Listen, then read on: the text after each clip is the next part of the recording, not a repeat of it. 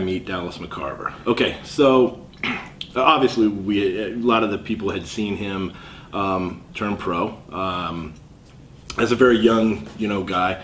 And so everybody's seen his potential, but where I first met him is I contacted him and had him guest post for me at one of my shows. And I'm a guy that has to click with somebody. I have to have a feeling about this person, not just as far as bodybuilding, but as far as a person.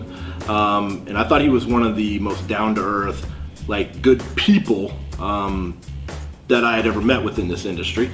And so it was one of those things where I clicked with him kind of that way before we kind of got into the bodybuilding thing. He was working with somebody else at the time. I had him guest pose for me. We kind of just bullshitted, got along very, very well.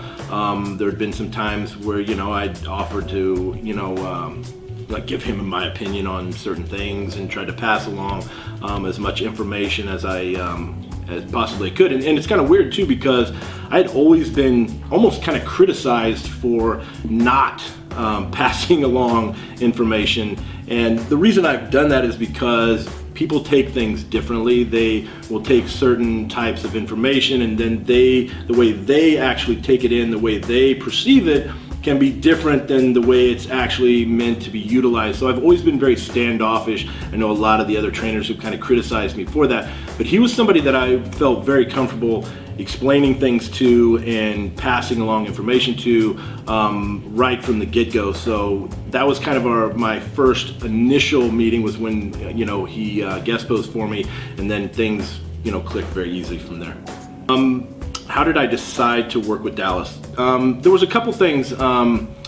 Dallas was possibly thinking about some different avenues, but my name had kind of been brought up because I've worked with a lot of big guys. I trained a lot of bigger, taller athletes, and the difference there is very, very unique, because when you take a guy that's 200, 220 pounds and their physique, even in the minimal thing, takes a step to the left, you can correct those problems very, very quickly. But when a big guy takes a step to the left, it can take a week to come back around. And so I was very in tune, because I had trained a lot of guys: Paul Dillette, Ronnie Coleman, Gunther Schlurkamp. I mean, a lot of those guys, and I adapted very, very well to those guys.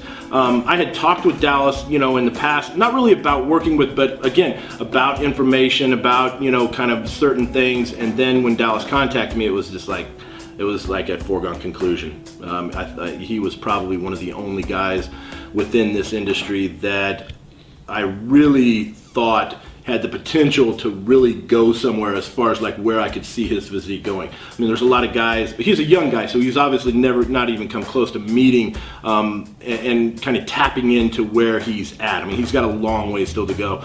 I mean, we could see him 30 pounds heavier on stage, potentially, who knows, but I mean, the potential is there for him to be much, much bigger, much, much fuller, because he still has a lot of room to fill out his frame.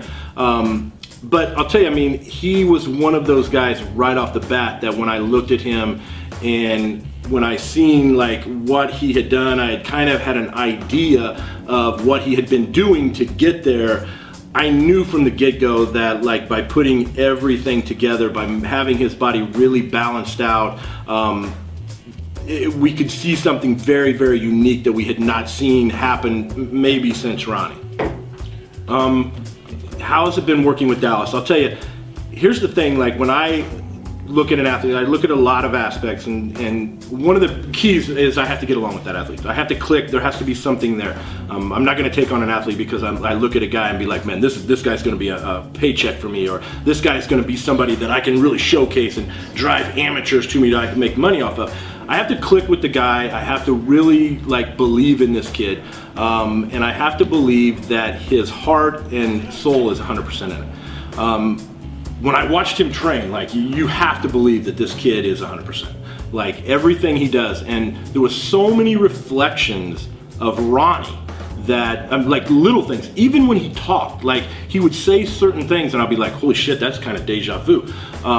There would be a lot of those types of things. And so when I look at Dallas and I think to myself, where he could go, the possibilities are so endless with this kid.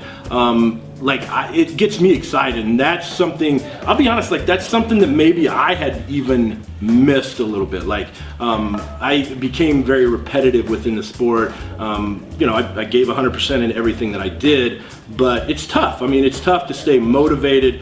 I've said this many times, like a Ronnie Coleman only comes around once in a lifetime maybe, and that athlete has a tendency to ruin it for everybody else. For me, because your expectations are so high, and then when somebody else comes around with a very similar work ethic, and you see like the parallels of the possibilities and some of those things, like you get like really excited again.